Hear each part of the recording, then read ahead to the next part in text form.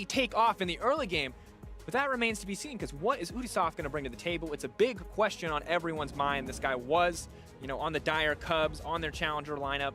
Now coming through, see if he can carry the main squad here on the international stage. For now, though, Thresh banned away, Aatrox banned as well. Akali getting taken off the board. They saw some counter picks in the previous game, still not going to give Triple the opportunity.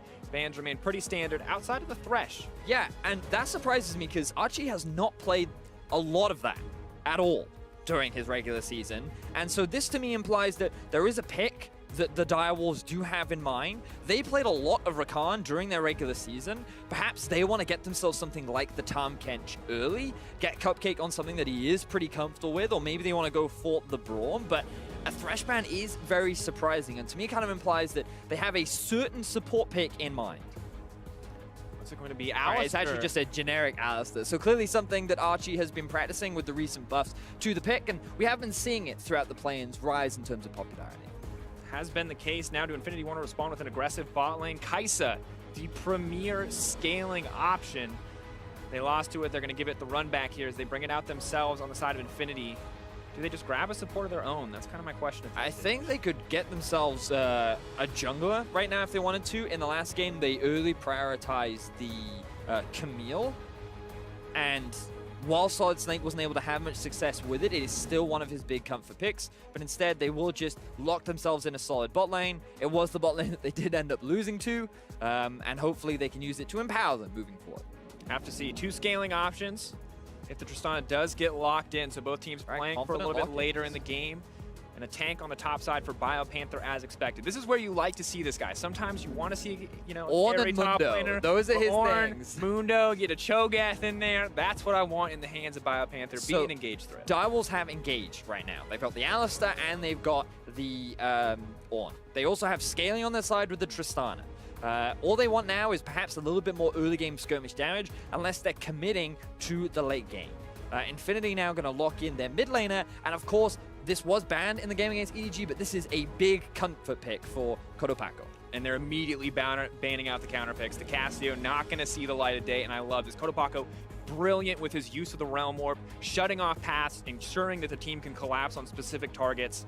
I want to see if he can bust out the same performances we saw from him in the finals up here today against the Direwolves. And Tanks now going to be the option for the ban out against Direwolves, wanting to give BioPanther a favorable matchup on the top side. I feel like Relic and BioPanther, though, have very similar champion pools, so even though they can look to ban out some of the obnoxious tanks, I think it's going to be difficult.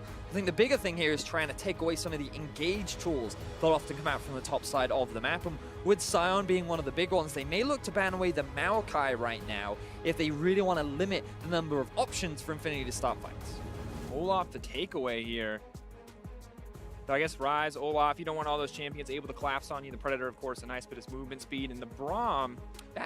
No, there's hold on, we forgot. I was Sorry. like, wait, why didn't they ban Braum? I was like, oh yeah, because Tahm Kench has already been logged There in. you go. We got baited by the hover there.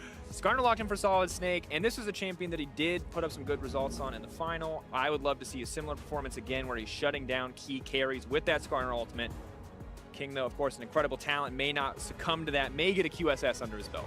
And Triple, he often plays a lot of control mages. He was well known at MSI for things like his Azir, his Vladimir, his Talia. And right now he's kind of been flicking through a lot of these comfort picks, and there it is, Azir. Was talking to Spawn yesterday on the car ride home, and he was like, yep, the one big pick that Triple is known for is this Azir. So he's sticking to comfort on his first day in the plains.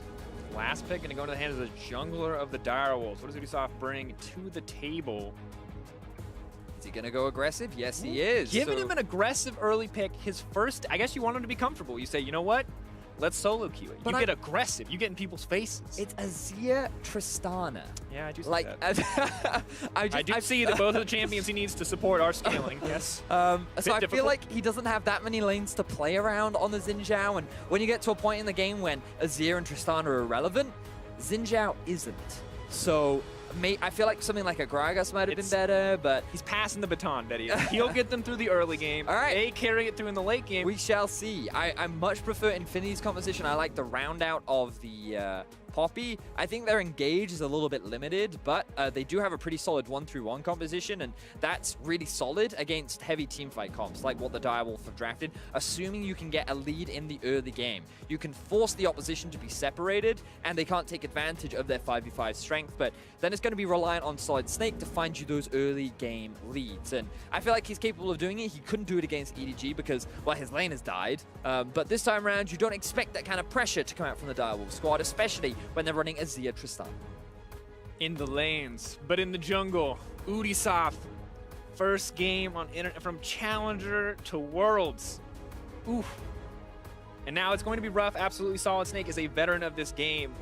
But the Xin Zhao, we know, can be so strong in the early game. Maybe he gets a chance. Maybe he snowballs these lanes that we'd otherwise just expect to scale into the late game.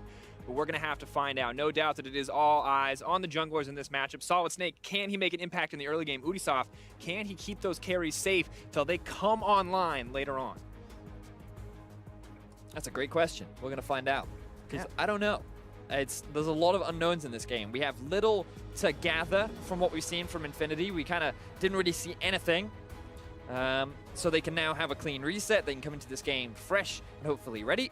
And meanwhile, for the Direwolves, this will be their first game of the day without their star jungler in Schönfire. So how will their playstyle differ? Will we see action in the early game? Will we see them get to the late game and their scaling aspect? We will find out. Because Dracos, we're on Summer's ready. Absolutely are. InFinity, a rough start. Can they turn this one? Question on everyone's mind. Or will Oceania get to raise their koalas today in support of the Direwolves? And Ubisoft is the guy that we normally, I think, always have to talk about, but it's important to remember who he's replacing when he comes into this lineup, because Schönfire was such a key for this team's success. It's difficult right now, and this is why a lot of people are skeptical about how much the Direwolves can do, because of how high impact Schönfire was for this team. I completely agree with you. The thing about Schönfire is, you look at his stats across the board for the OPL in the Split 2, and you can just see that in terms of his KDA, it is pretty high. His kill participation is exceptionally high, and his K plus A at 15 is first within the league.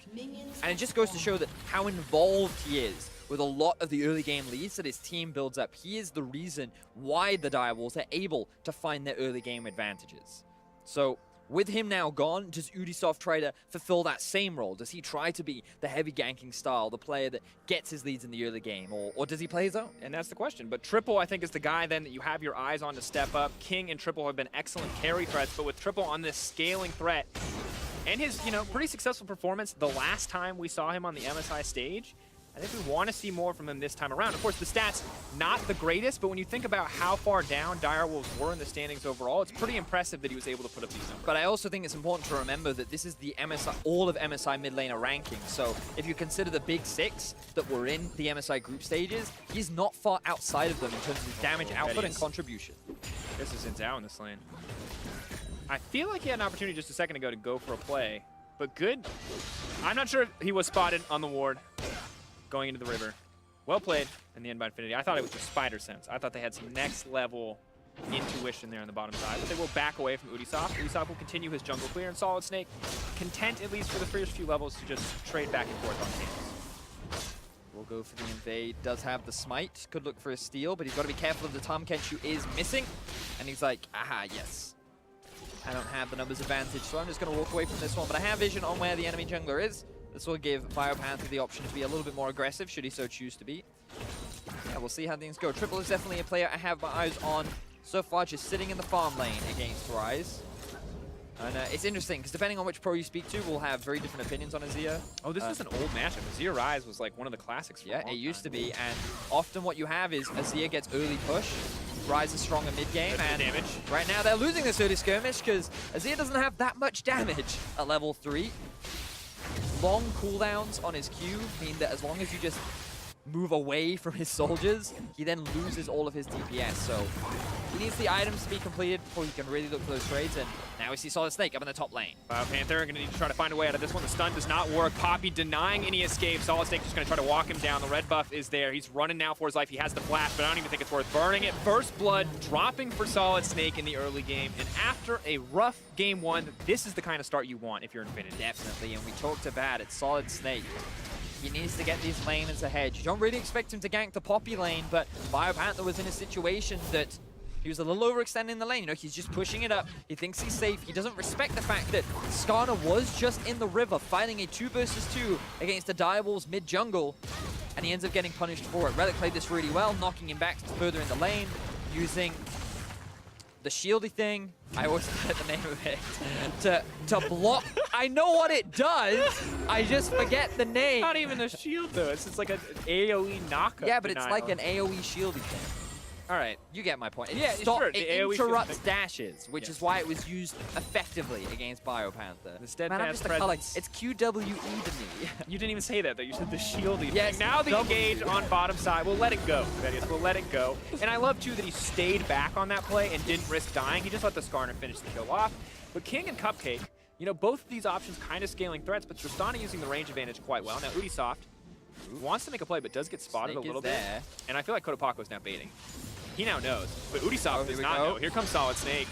Walking forward, the root is there, Predator comes out. Ubisoft looks like he's just gonna be food for Solid Snake and Kotopako. Another kill drops, Triple running for his life. The heal already burned. And Vedius. Solid Snake. He's having a really good game this time around. He's definitely out of the box. He's ready to play. He's counter ganking every time Ubisoft tries to make a play. And we talked about it in draft, right? A lot of scaling on the side of Direwolves, but Ubisoft, he got spotted much earlier out thanks to this control ward, and so it was very easy for Solid Snake. He gets spotted again here, by the way. I think just the end. Yeah.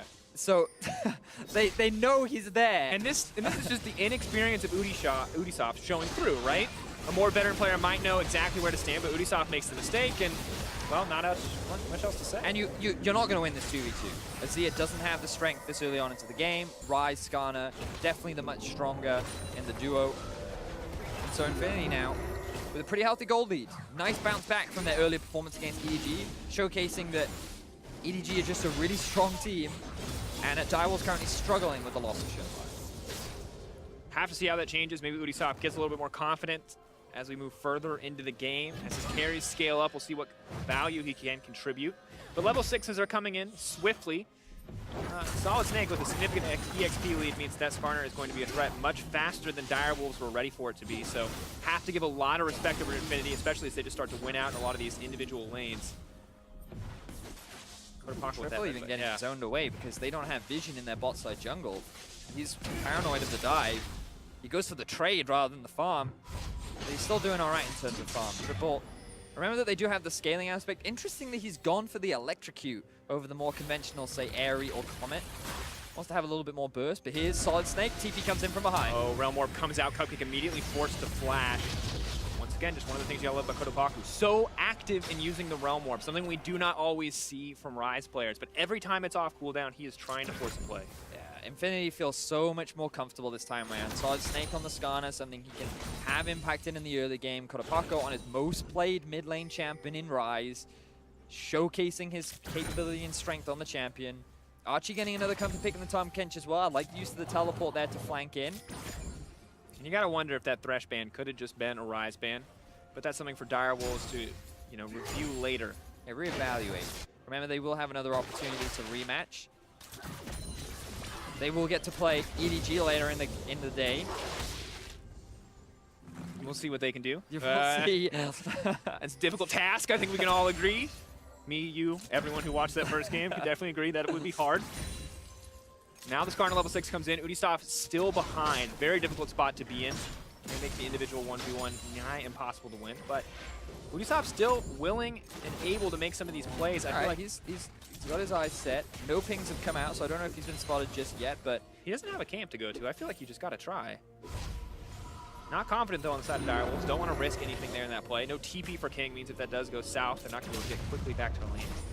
And Triple doing what he can to clear out a bit of vision. Vedius, this is a guy we've had our eyes on to carry the game, and sadly for him, he's going to be scaling for a little while before he becomes that mega threat. You know, and thinking about it, right? Picking Tristana into the Kai'Sa too.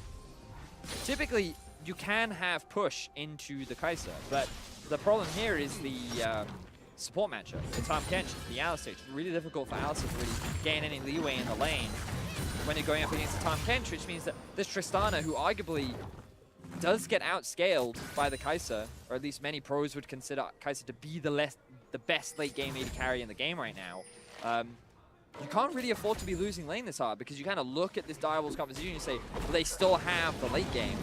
Yeah. But like if your Kai'Sa's gonna hit 2 items first, you know, Storm Razors plus the Blade of the Ruin, Storm Razors plus Rage Blades, and then your Rise is 2 items as well, InFinity can just start forcing fights in the mid game, and they can feel pretty confident about winning the map. And there's a brief window of opportunity, Vedius, where Tristana hits 3 items, where she can match the Kai'Sa and get ahead, but once Kai'Sa hits that 4th item, well, then she's winning again. And maybe if they can protect the AD carry, they have an option, but the Tahm Kench is on the opposite side. And we've seen this from InFinity. They love to have these map mobility. Once again, the Kai'Sa Tahm Kench Rise as a trio is just truly terrifying to play up against, because you can really never feel safe under your towers when you don't have vision of the enemy. So, things right now for the draft for Direwolves, they don't look optimistic on paper, but often we've seen teams able to make things work, and if Direwolves are able to find that successful gank with the Xin Zhao, maybe they can pull out a slight lead and get those item spikes sooner to be able to better force fights. But unfortunately, Ubisoft yet to hit level 6. 20 CS behind his jungle counterpart. Level 7 sitting for Solid Snake. And it definitely has been a rough game for him. Burning his flash early on, trying to make a gank happen mid, and then ending up losing his life in the 2v2. But the game was definitely slowed down, which is a much better situation for the Direwolves to be in. And you have to remember not to be too upset at Ubisoft. He wasn't really supposed to be in this position. It's fair, if you are an OPL fan, Schernfire, this is not a 6-man roster. You know, this is not the sub-jungler they planned to use. It was supposed to be Schernfire, which was a 5-man strong lineup in every single game.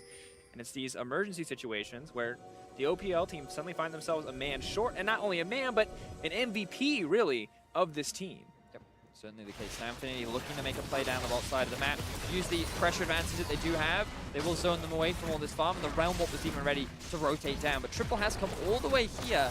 I don't know how much he's going to be able to get off the back of this.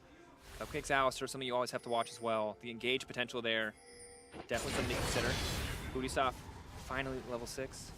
No boots still. Warrior going to be crucial. Massive spike. You go from 25 AD on the Caulfields to 60 on the enchantment. But still may not be enough here in a lot of these exchanges. And Vedius, InFinity playing this one really slow. Once again, the first game, we didn't learn anything about this team. But now that they're playing up against an opponent that they're matching a little bit more even with, or in this case, with a pretty good advantage so far, we're seeing them play that slow style we know them for. And it was something we talked about a little bit. You will see ganks from Solid Snake, and he will be active, but this isn't a team that I feel has ever snowballed through their early game. Like, they're able to find those leads, but then they use them to transition more into like the 1v1 style, or a bit more of a mid-game spike. Very similar to how Supermassive like to play in terms of overall style. Here's but now, a window. Oh, the TP immediately burned. They're not going to risk anything. Ubisoft walks in. He doesn't even know what he's walking into because they didn't spot it, but Smite gets used. Protopako using that. Careful here. Cupcake's here as well. They're just not even going to risk it. Tahm Kench ulti coming in as well. And InFinity All right. doing everything to contest that. The second they see anyone coming near that Rift Herald, they burn a ton of resources just to ensure that it goes down in their favor, to stop the fight before it even starts. Yeah, I like the swap a lot from InFinity. The Drake had already been secured, and they're winning the 2 versus 2, so now just bring it up towards the top side of the map, help you secure the Rift Herald as well. All the early game objectives going in favor of InFinity. The gold leads continues to just build ever so slowly. And Direwolves, while they did read the play and they tried to match, unfortunately they were just a little slower than that of InFinity. So now 2,000 gold leads sitting in InFinity's pocket. Another game where we're seeing a very slow, controlled style from the winning team thus far. But Direwolves, we've seen what they can do if it comes to late game. While Ubisoft may struggle, we know the 4 other members of the team should still have the same team fight coordination. And if they can execute here with that Azir and Tristana backline, they will be absolutely lethal. But we're 12 minutes into the game. We're talking 25-30 if they want to hit those nice item power spikes. For now, though, Fire Panther at least is winning his individual matchup in some of these trades. Still, though, losing in the push as Poppy just does not care. It's also important to remember that the LAN and LAS are combining. And this, it becomes a lot harder to represent your region now for teams like InFinity and KLG, and you want to have a good showing, because this was the team that knocked out Rainbow 7. This is the team that beat the team that knocked out Rainbow 7. Yes, right? And so you think back to many playing stages, international wildcard events, and it was often Rainbow Seven or Lion Gaming that... I mean, it was always Rainbow Seven Lion Gaming. Yeah, but my point is, what I mean is, they were all often the team that you would consider to be strongest in their group, or heavy favorites to make it out. And then they very rarely did it. Like, even though they were considered very strong, like with players like White Lotus and Seiya, they weren't able to do it. And now this team, InFinity, finally able to knock them out. They want to show that on an international stage, they can do more. They're capable of achieving what Rainbow Seven couldn't do, and making a name for Latin American North before the regions combine. Absolutely, and you look at the members looking to make that name. The Arce in the bottom lane, former Lion Gaming support, now training up the next White Lotus, the guy second only to White Lotus. We're gonna hold that thought is in the mid lane. We see the play coming out. Kotobaku now potentially in trouble, running for his life, and this could be a kill back for the Direwolves. Rise is gonna get taken down, a nice start, but here comes the Tahm Kench. Triple throwing down a bit of damage. Ubisoft knocking him back immediately, just denying the play. Direwolves finally finding an opening. Gets the exhaust out from Archie as well, but good stuff there from the Direwolves. Cupcake utilizing the mobility boots to roam down to mid and work with Triple to find a kill onto Kotopaco. Getting a bit of gold down onto Triple is going to be important. We talked about it at the beginning of the game. If anyone from the Direwolves needs to step up, it will be this mid laner who had a very solid performance at MSI. Now we can see here, he's just hanging off in the distance. No vision spotted. Ubisoft does make his presence known, but then Kotopaco thinks, okay, the gank has been warded off, and then he goes in, gets the Shurima shuffle. There was Cupcake in the follow-up, and then Kotopaco uses his flash pretty early, which means that the chase can come through for that of the Direwolves. And relieves a lot of pressure there in the mid lane, as now Triple finally has a CS advantage, can get a little bit of pressure. See if he can sustain this 1v1 as he gets closer and closer to finishing that first item. Does get the Gnasher's Tooth now, so will be put up in a decent spot, especially because Archangels, before it turns into Seraph's Embrace, not the biggest source of AP, only the 1% mana to AP conversion. Really want to get that upgraded as quickly as possible so you can dish out much more damage. Looking at some of the items that have been picked up as well. Fairly even across the board. If Direwolves can't secure this tower, then the gold gap itself will still be relatively close. But Rift Tower being spawned, I don't think they'll be able to get much off the back of this because Triple does have the push in mid. This is a very lackluster use of the Rift Herald. We have to assume that it was about to despawn. They did get it almost 4 minutes ago, and now Triple's not even going to let it hit the tower. No one is really playing around this pressure point right now, so this is just going to get used. Rift Herald. Realm warped in, but now they're just going to start the fight. The Rift Herald's not there. Triple getting this one kicked off, but he may just go down immediately. The heal now comes out. Beautiful team fight for the Direwolves thus far. Poppy doing what she can to deny. Now the Tahm Kench is here. Ubisoft going to back the rest of the team up. They're trying to pick up Kotopaku, but they're not going to get it. Beautiful denial from Arce. Pulling through in the end, and only Solid Snake is going to drop. So I love the use of the Realm Warp from Kotopaku to get the Rift Herald behind enemy lines, but it just gave the Direwolves an opportunity to force a fight, and they were the ones that come out on top. They find themselves another kill, equalizing the kill score, closing the gold gap, and Direwolves saying, listen, we had a bit of a rough early game, but we're still in this game. And it's a good look overall from the team. Triple playing a team fight beautifully. In our Acer replay, you can see how this man is setting the team up for success. So you can see everyone starting to rotate round. The Tahm Kench ulti is going to come through as well. And the Realm Warp, yes, he takes him from behind, but then Triple goes in onto Solid Snake. He just gets blown up in an instant. Relic isn't there fast enough. The Tahm Kench isn't there fast enough either.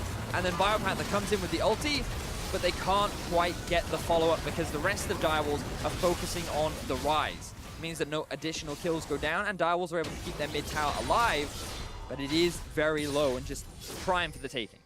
And you got to give a little bit of credit to Relic on the side of InFinity. A very clean Poppy ult, denying both the Xin and the Tristana from leaping into his backline. That could have been a disaster for the InFinity lineup.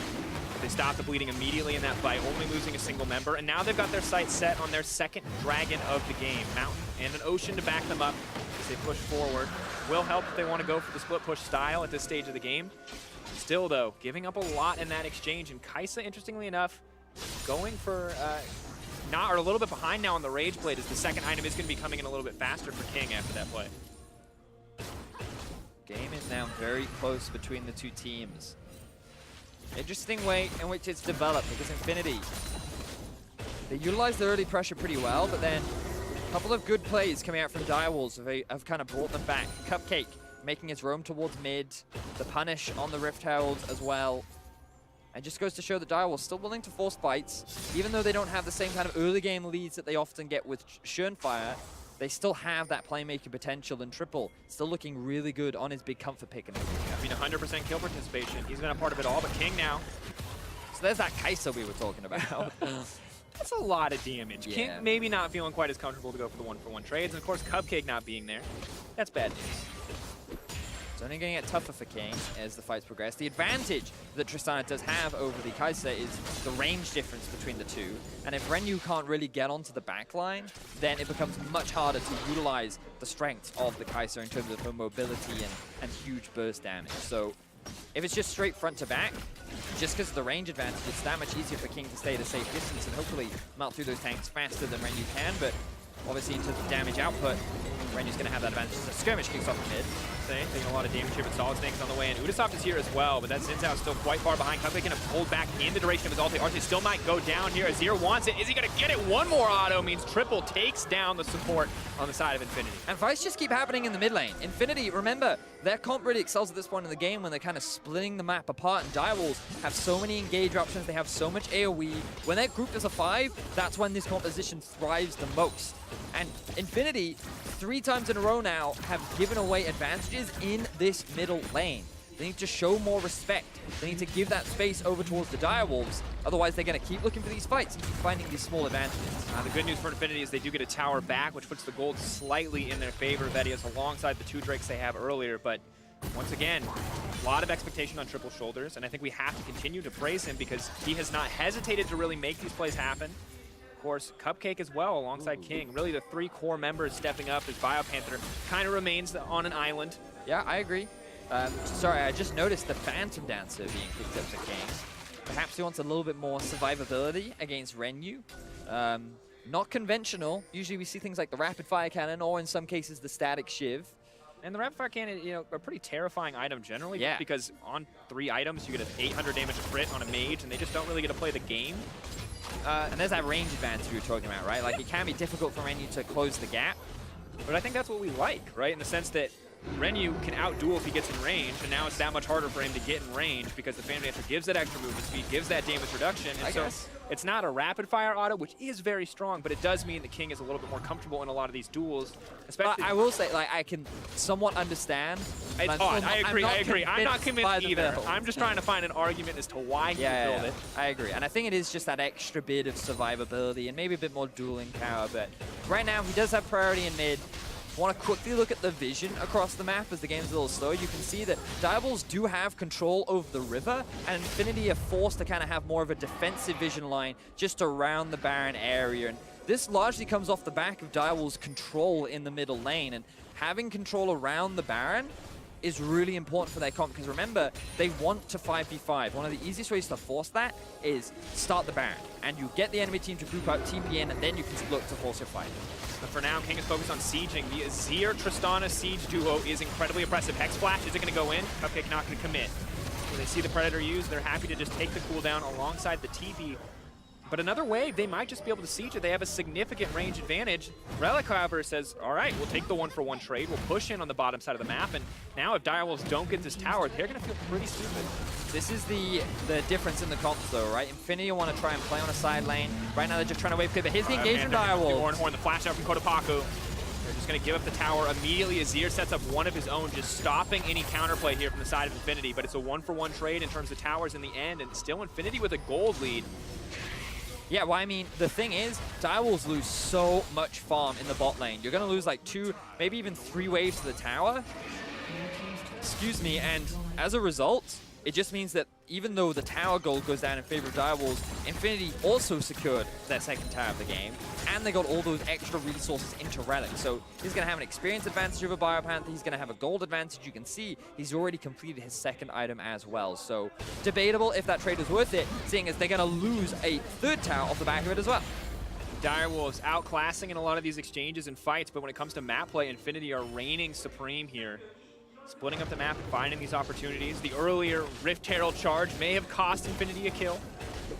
It may eventually cost the mid lane tower, but they do get one back, as the Herald did reduce that tower. Oh. No! Guys, don't say anything, okay? He didn't take. He wasn't even trying to take it. He was trying to lifesteal off of... It was inefficient to grab it early because he needs to base. That's it. He wanted to give it to Ubisoft. He's being a nice guy. Please don't give it to Ubisoft. I don't, you know what? He's a nice guy, but Look, I want it on my Tristana. You gotta respect Ubisoft because he comes in, you know, in change of the MVP, say it again. He picks Xin Zhao. Yes. Hugely aggressive solo queue pick. And even when he's behind, he goes, guys, give me the Trinity Force. I will No kill Sterex someone. Gauge. Ooh, flash from Biopanther. Realm Warp used once again. Well played to get the flash out of Biopanther. All right, what can Direwolves force here? They have priority around the Drake. They're actually going to start this one off, and Biopanther will come in from behind, so he has the ulti primed and ready. But can Direwolves capitalize on the fight? Or Cupcake's waiting on the side. Cupcake's waiting on the side. He's looking for that engage opportunity. Solid Snake, though, moving up. If they can kill the Skarner before he gets a chance to ult, flashing back into the middle of the team. Now the Ornn ulti coming through is going to hit 2 members, but Kotopako's untouched on the side. Ryu's alive as well, but Triple's not going to give him easy access. 2 members taken out immediately by the Direwolves. A beautifully played fight, and now they're just going to have to back off. Too many threats on the side of Direwolves to fight any longer, and Drake will fall on their feet. And once again, the Direwolves come out with a successful 5v5 fight. These are the kind of situations that they want to be in. The 2 items have been completed, and they're making a beeline straight towards the Baron Dracos. Solid Snake is dead. Relic is dead. InFinity may have lost more than they bargained for. The Rise and the Kai'Sa, the 2 carries. Are they going to be enough to stop this one? The Tom Kent coming in as well. I don't think they can do it. 6K, it's going to take a miracle for them to steal this one. They have no access to the Smite. Arsene went with the barrier instead. It is just going to get taken down by the Direwolves, and Direwolves now with a significant advantage. And InFinity, after having such a great early start, shutting down Ubisoft and just answering everything he tried to do, keep getting bought into these team fights. And Solid Snake, he doesn't realize the Cupcake's just sitting there, and he gets chunked out right from the get-go. With one of the frontliners and engage tools gone, that means that the peel now has to get used on your front line. While Relic, he's just now tanking 5 members. King just melts through him, and this is what we were talking about, the range difference between Renyu and King. If Renyu cannot get onto the back line and threaten alongside the Skarner and the Rise, then the front to back is always going to go in favor of the Tristana and the Azir. So Direwolves now reaching a point where they will win out on these 5 versus 5. And you look at King now, halfway to that 3rd item, also has the QSS, has paid the Skarner attack, so things only going to get easier in these fights for Direwolves. And you know, Xin Zhao may not have really had an early game impact, but when Kai'Sa tries to leap in, she cannot target him. He uses the ultimate, and if she wants to get into melee range with the Xin Zhao, she's going to die to the Tristana and the Azir before she gets to push a single button. Yep. So now they have their eyes set on the enemy jungle, getting a bit of deep vision, slowly pushing these waves, and they have a slow push up in the top lane as well. And it's really important that they rotate up towards the top side of the map as well to try and deny all that farm that can be picked up from InFinity. You can see the pings coming out. They know, both teams recognize. InFinity recognizing they have to take that top wave, they have to stop that slow push. And Direwolves recognizing they need to group here in mid lane, they can force a play. They have the Azir, Tristana, Siege. Once again, 2.5 items on both of the carries. Along with the Baron buff means that there's not really a lot of tools on the side of InFinity to deny them of this push. Yeah, the poke and the siege from the Direwolves is extremely strong. Remember, Ubisoft coming in as a sub for Shunpai, the star of their team, yet Direwolves have come out through superior team fighting, and now they're sieging onto the first inhibitor tower of the game. InFinity looking for a bit of poke, but they get forced back. InFinity, so there's just no recourse. The Azir tower behind Direwolves makes them near impossible to flank. Poppy throwing out the ult just to threaten them, just to tell them to back up. The Triple and King just move forward. They're just going to break through this inhibitor. 27 minutes in, the Baron's still ticking, and Direwolves 4K in the lead after a pretty grueling early game. They managed to bring this one back. The scaling comp is finally paying off. InFinity slowed down. They allowed Direwolves to farm. They allowed them to reach those item spikes. And the Direwolves, they kept forcing plays. They utilized the Dragon well. They turned it into a Baron, and now 27 minutes into the game, a really healthy gold lead, and they can keep forcing these 5v5s where they know they're stronger. Ornn ulti now coming out, Poppy gonna try and find the disengaged. 2 threats taken out. Biopanther needs to make his way out, but he's been suppressed and pulled back into the team. This is a pick back. Can they get the kill? Cupcake now in the middle of everybody. Ubisoft throwing out a bit of damage. King untouched on the backside. Is he gonna go for any more aggressive plays? Just decides to back off. Low health bars across the board, but Direwolves will break the tower in the end, giving up only their top lane. So it was a good knockback from Relic into a pick from Solid Snake. The setup looked promising for InFinity, but unfortunately, the moment Triple rejoined the fight, there was just way too much damage from the side of Direwolves, along with a big minion wave that was just beating onto that tower. It meant that InFinity get themselves a kill, they lose an objective, and they still end up in a deficit. And Betty, it's one of the weaknesses that you highlighted in draft of the InFinity composition is that they kind of lack these engage options. Skarner, obviously a great form of CC, but doesn't just get to leap into your face, and it's a similar story for Poppy most of the game. And now it's starting to count against them. Luckily for them, the Poppy ult does net them a single pick, but when Direwolves are sieging, they don't really have any way to get into that team if they don't find a flank. And the only thing that the Direwolves have to be careful of is a flash Skarner ult, which you now can't do on the Tristana because of the QSS, and Triple, he's clearly not too afraid of it because he has his Azir ulti as well, along with the dash. So, yeah, I think, like, you could argue that Direwolves saw the limited engage available for InFinity and just said, you know what, we can go for scaling because we don't think they're going to be proactive enough. And so far it's paying off for the Direwolves. So, InFinity, after what was a rough game against EDG where they got demolished, they turned it into a pretty good early advantage against the Direwolves, but they slowed down a little too much. It allowed the scaling comp to turn on. And now Direwolves, they have the mid inhibitor. They will likely just either look for picks or look for deep vision and wait for the next Baron, rather, because I don't think they need to force anything right now. The longer this game goes on, the stronger their comp is going to get. So the worst thing they can do is overcommit and give InFinity the opportunity to find some shutdown gold or find a sneaky team fight. 4 members, now 5 going to be on from Direwolves on the top side. They're allowing Rise to split push, but his TP is now being used to come defend this top lane tier 2. Poppy all comes out. This could be the key to get it started. The tank is gone. They're going to flash forward. They're going to bring the Xin Zhao back, and everybody. Karnapaka trying to stop any further engagement going on, but the Xin Zhao ult denies the follow-up. InFinity find an engage, but not a kill. Udisoft, the new young member of the team, will not be picked off in that exchange. And InFinity tried the same engage once again, but the Xin Zhao ulti coming in clutch knocks away the InFinity members, doesn't take any additional damage, and gets away with his life. And now Solid Snake doesn't even have its flash available. So InFinity doing what they can, but unfortunately not enough as Direwolves secure themselves into the tower. Poppy now chasing, maybe hoping to get the play here, but King available as well if they want to try to force it. InFinity has 5k gold lead, outer towers breaking left and right, and an inhibitor down in the mid lane means this next Baron is going to be nigh impossible for InFinity to contest, unless they can get some control right now. Now King, potentially caught out, will use the rocket jump. Biopanthers here as well, they're not going to be able to force this one, but Predator coming out. Desperation times for InFinity. Are just going to settle for Baron Vision instead. That's all they're after. Oh, giving the blue buff over to King rather than the Azir, I guess, because he is on the bot side of the map. They could also try and steal the enemy blue, but you can see the difference in the gold graph. There was that early lead they were talking about for InFinity, and over time, with some small picks and plays, Direwolves have gradually worked their way back in. And I know many OPL fans are pretty happy right now, because yeah, you thought that Surenfire being gone was a death sentence. Yes. I think we all did when we saw how much of this team's success was built on this guy's early game playmaking, precisely, his mid to late game shot calling. But now you see, if they can keep playing these scaling comps without getting punished in the early game, they look like a strong 5-man team. They can't do this against EDG, but that is a battle for another day. Hey, I said if, okay? Give them a chance. But it's worked out great so far this game. You can't fault them for it. I was a little skeptical. Xin Zhao with the comp. Definitely not one that I would say kind of synergizes well, but so far they're making it work. And right now the Baron has spawned. In order to set up for the Baron, textbook plays, you gain mid control, and that's why InFinity are the first ones there to try and get the early push so they can get the vision in the river and buy time for their inhibitor to respawn. But Direwolves being stronger forced them out and will now reclaim vision control throughout the Baron. We're just looking for that miracle engage. Maybe it's a flank from the Realm Warp on the Rise. Maybe it's a beautiful ulti from the Poppy, but unless they find it, InFinity are not going to be able to find a fight. In a straight up 5v5, they simply get out-damaged and out-ranged. Look at Triple as well. He was hanging off in the flank, level 17 now. 3 items done, and he will set up the tower. And this is a very easy way to get mid lane control.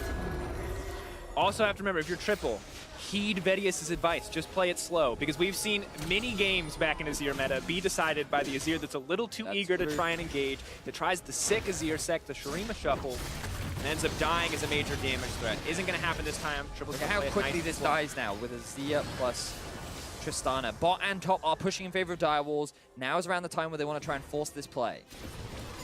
Focusing on the mid lane, Renyu Cannot get close to Tristana right now. 3.5 items alongside the QSS. Good spot to be. Renu significantly behind in this matchup. And now they're just going to focus down the Baron. Triple and Udasoft is going to go for the 2-man here. What's the opportunity here for Solid Snake? Can he find a way in? 5K and dropping. Direwolves, are they going to risk the 50-50? Solid Snake's going in. Realm Warp is there. Miles just going to try to force him back. Discarner, can he make it into the pit? Relic in the middle of everybody. Renu goes in. He takes down the jungler. The Baron does drop in his favor, though. Maybe InFinity can fight this back. They have the man advantage, but they've lost the Baron. If they die here, the game will end in the favor of Direwolves. Relic doing what he can to save the day, but the 80 carry's already gone. Kotopaco versus the world as Direwolves just clean up this fight, take the Baron, and look to end all hope for this InFinity lineup. Direwolves find a huge fight, and while it costs them their jungler, it could very well secure them the game as King jumps in again. TPing again, flashing forward, the QSS kills him mid-air. No mercy for the Direwolves. They are unconcerned about jet lag. They are unconcerned about their sub-jungler. They are making it work here on the play-in stage, picking up their first win of the tournament, putting InFinity down to 0-2. If you are an OPL fan, this is exactly the game one you wanted to see because Direwolves are absolutely cleaning house. Huge props to the sub-jungler, coming in as an emergency sub from Challenger to Worlds, and in his first game, he does find a win. Admittedly, it was Triple and Cupcake who were a large part of finding a lot of those mid-game fights and kind of setting up for allowing Direwolves to come back into the game. But you've got to imagine the pressure that was on that young man's shoulders, right? Like, Direwolves have been the representative internationally for the last 2 years for the OPL, and they thought that with this group, there's a good chance of them finishing second. They would avoid EDG in the playoffs. And things were looking optimistic for them. So props to Triple, props to Cupcake. I think they played extremely well. And a rough first day for InFinity. You can see forlorn faces on the opposite side. I mean, visa issues are tough, man. You come in late, you don't get the practice you want to get, you're tired, you're exhausted, and you can't count it against them. We just have to hope that in the day that they're not playing tomorrow, they can rally, they can come back stronger, get themselves a 2-2 record, somehow beat EDG, which is a tall task. Now they're kind of EDG fans because they want them to beat Direwolves, and then if InFinity could just beat the Direwolves themselves, they can maybe force a tiebreaker and have the opportunity to get into that top 2 spot. We're going to have to see if they can do that. We're going to have to see what the rest of the teams can do as we move further into the day. But to get a breakdown on that victory for the OPL, let's hear from the State Farm analyst desk.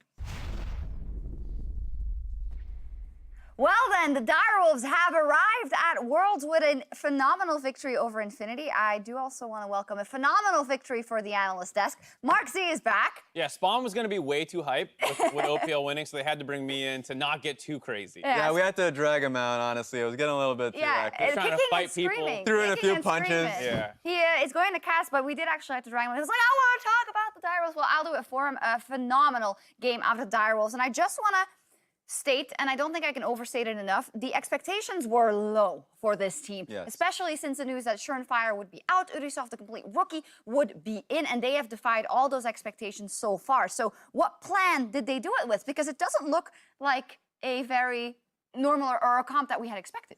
Yeah, a lot of it comes down to scaling for me, where the Azir and Tristana would be paying off. There was some gank potential with the Azir, and I think that the onus was going to be on Triple. Remember, a lot of focus was going to be on how well he played last international event. So now bringing it over here, I thought that it gave a lot of focus for his team to just play off of the gank potential onto Kotopaco mid. Setting him up. Yes. Yeah, lots of just comfort across the board. Tristana does show up in the meta, especially against Kai'Sa, but with the Alistar, you didn't see actually that many kill opportunities happening down the bot lane, but they still played it well throughout the mid and late game, showing it wasn't just a lane counter. Yeah. No, it wasn't. We did see a horrible start from Ubisoft, but all credit to him, he kept a cool head.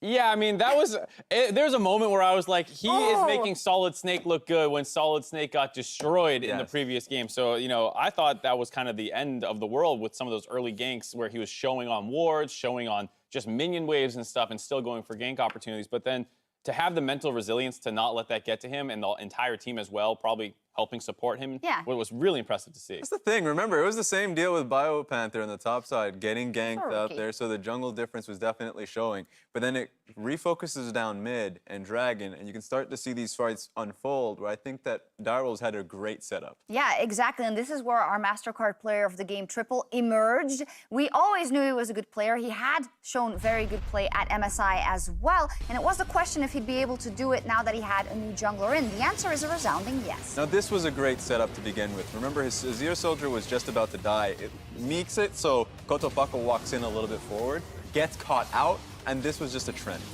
Yep, and this is kind of the catalyst for getting back in the game, where these kinds of pickoffs, because they were down a fair amount of gold and you can't take even man fights, but then, you know, InFinity also continuing to fight these. You see the Tom Kench coming in, you know, they didn't want to back down, and because they were trying to meet Direwolves' playmaking, it was actually giving them more opportunities to keep finding kills. After that, though, the Direwolves, when they had control, they knew they had the advantage at that point, and they kept going, which I think is often something that we don't see from teams in play in stages. When they get the advantage or they don't, they have a hard time playing it out. This was not the case. It got a bit dicey around Baron, but they That's worked the thing. I remember during MSI, they talked about how they have a pretty large staff to really hit them, and like a sports psychologist as well. They've been really hammering in.